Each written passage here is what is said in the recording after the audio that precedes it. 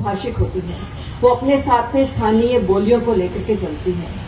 दूसरी बात, भाषा किसी व्यक्ति विशेष की नहीं होती है, वो पूरे समुदाय की होती है और हर समुदाय बहुभाषिक होती है और इसका बोडो से अच्छा उदाहरण मिल नहीं सकता है, क्योंकि बोडो अपने साथ में बहुत सारी भाषाओं को लेकर के जो है चलती है। बोडो समाज की एक भाषा नहीं है, हालांकि बोडो भी एक भाषा का नाम है, लेकिन बोडो भाषा की कई भाषाएं हैं, तो वो जो है अपने आप में ही बहुभाषिक है। और दूसरी चीज ये है कि जब आपने अपने साहित्य का विकास किया, तब आपने देवनागरी का चुनाव किया, जो कि अपने आप में एक अच्छा कदम है।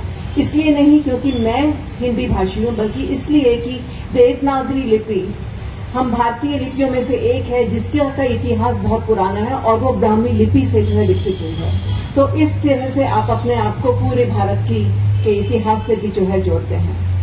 अच्छा, अब मैं आपको सिर्फ इतना कहना चाहूंगी, एक दो चीजें और, कि अब आगे का सफर कैसा हो और हम क्या करें। अब तो बहुत कुछ हो गया, भाषा संविधान में आ गई, ये सब हो गया, लेकिन भाषा ही एक बहुत बड़ी चीज और बहुत बड़ा मुद्दा नहीं होता है। सबसे बड़ा मुद्दा ये होता है, इससे भी पहले मैं आपसे कहूं कि हम बोडो समाज को आर्थिक रूप से, शैक्षिक रूप से विकसित करें।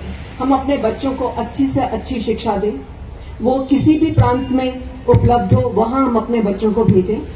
हम भाषा जरूर अपने समुदाय में जो है बोलें और बोलते रहें और इसे हम ना भूलें, लेकिन सबसे बड़ी जरूरत आज की ये है और सबसे बड़ा चैलेंज ये है कि हम अपने बच्चों को अच्छी से अच्छी शिक्षा दें और हम उन्हें ऊंचे से ऊंचा बढ़ाएं और आगे से आगे बढ़ाएं, ताकि भारत के जितने भी बाकी समाज हैं वो बोडो समाज की तरफ देख करके बोले यही तरीका है आगे बढ़ने का।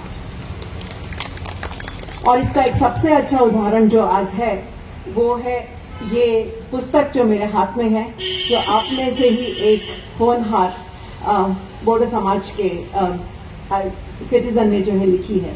मैं एक लिंग्विस्ट हूँ, भाषाविद हूँ, तो मैं ये बहुत खुश हूँ ये जान करके कि आप में से ऐसे बच्चे हैं जिन्होंने कंप्यूटर साइंस पढ़ी है, जिन्हें भाषा विज्ञान का भी जो है ज्ञान है, और उन्होंने अपनी भाषा पर ये एक किताब, जो कि एक टेक्निकल किताब है, वो जो है प्रस्तुत करी है।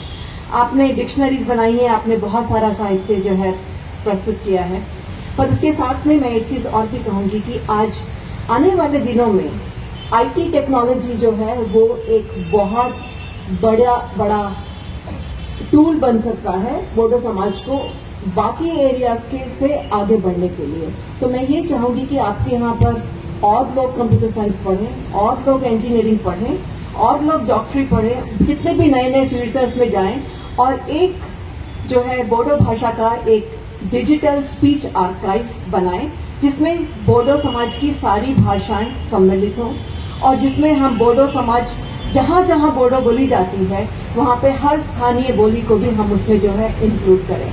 जब आप ऐसा कर लेंगे तो आपके यहाँ के जो इंजीनियर्स हैं, जो आपके आईटी एक्सपर्ट्स होंगे, वो उसके लेकर के लोकल टेक्नोलॉजी बनाएंगे।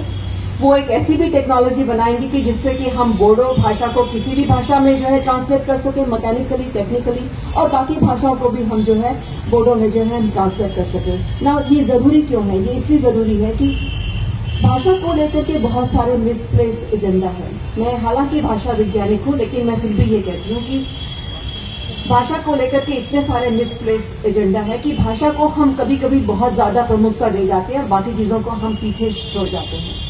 तो जितनी टेक्नोलॉजी जब हम अब जो आजकल की बात चल रही है न्यू एजुकेशन पॉलिसी में कि हम मदर टंग में एजुकेशन दें, ये करें वो करें, और हम मेडिकल शिक्षा भी जो है उसमें दें, लेकिन हम एक चीज भूल जाते हैं कि नॉलेज जो है वो किसी भी एक भाषा में नहीं है।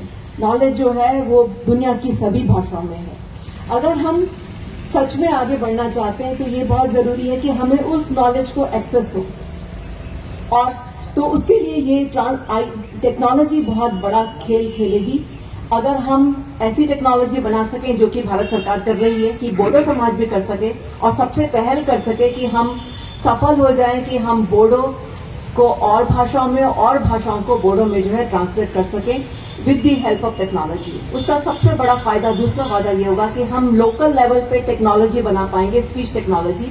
तो इंटरनेट को लेकर के आज विदेश की कंपनियां जो भारत के हर कोने में घुसने की कोशिश कर रही हैं डिक्शनरी प्रोजेक्ट्स को लेकर के, उनका असली मुद्दा यही है कि वो टेक्नोलॉजी बना करके वो सारी मार्केट में अपनी टेक्नोलॉजी, हम ये चाहते हैं कि बोडो समाज इसमें पहल करे और बाकी लोग जो है वो बोडो समाज का अनुसरण करें। तो बोडो समाज अपने आप को इतना विकसित कर ले कि वो अपने आप को एक, मतलब हम ये जो नाम यूज करते हैं ना कि western India, southern India, eastern India, north western India, इसका कोई मतलब नहीं है। बेसिकली भारत एक परिवार है।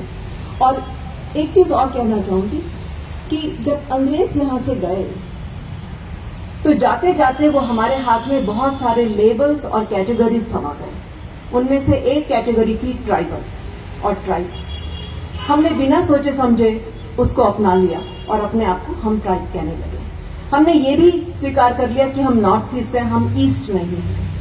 तो उससे क्या हुआ कि हमने विभाजन कर दिए छोटे छोटे, और हमने ये भी कह दिया आप अलग हैं, आप औरों जैसे नहीं हैं, जबकि ये बात सच नहीं है। ओके, तो और ट्राइब का मतलब क्या होता है? ट्राइब की हिंदी में जब उसको ट्रांसलेट करते हैं उसका मतलब है जनजाति, लेकिन उसका एक अर्थ और भी होता है जो बहुत ही नेगेटिव है। उसका मतलब है असभ्य, पिछड़े हुए, जो कि हम नहीं हैं। तो मैं ये चाहती हूँ कि बोडो समाज अपने आप को इतना विकसित करे, इतना ऊंचा उठे आर्थिक रूप से कि उन्हें ये लेबल्स लेने की जरूरत ना रह जाए और वो खुद कहे हमें ये लेबल्स नहीं चाहिए। तो मिलकर के बोलिए मेरे साथ कि हम सब एक हैं और हम सब आगे इतनी तरक्की करेंगे कि बोडो समाज को किसी भी नॉर्थ ईस्ट या ट्राइबल नाम के लेबल्स की जरूरत ना रह जाए। यही मेरी शुभकामना भी है आपके साथ। धन्यवाद।